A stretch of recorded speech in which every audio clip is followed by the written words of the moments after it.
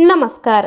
मराठी सृष्टीत गेल्या 40 वर्षांहून अधिक काळ काम करणाऱ्या मराठी अभिनेत्याचा मृतदेह आढळून आल्याने मराठी सृष्टीतून एकच खळबळ उडाली आहे. चला तर मग जाणून घेऊयात कोण आहेत ते ज्येष्ठ मराठी अभिनेते व काय आहे सविस्तर माहिती. पण तत्पूर्वी वायन मराठी न्यूज या चॅनलला नक्की सबस्क्राईब करा, जेणेकरून मनोरंजन विश्वातील नवनवीन घडामोडी तुमच्यापर्यंत सर्वात आधी पोहोचत राहतील. मित्रांनो, ज्येष्ठ अभिनेते रवींद्र महाजनी यांचा मृतदेह राहत्या घरात आढळला आहे. त्यांच्या निधनाने मराठी सृष्टीवर शोककळा पसरली आहे. देवता, आराम हराम आहे, मुंबईचा फौजदार, लक्ष्मीची पावले, गोंधळात गोंधळ, बेलवंडार अशा अनेक सुपरहिट चित्रपटात त्यांनी काम केले होते.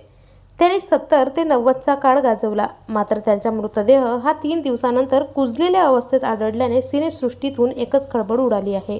त्यांनी झुंज या मराठी चित्रपटात मुख्य भूमिका साकारली व हा चित्रपट देखील प्रचंड गाजला होता.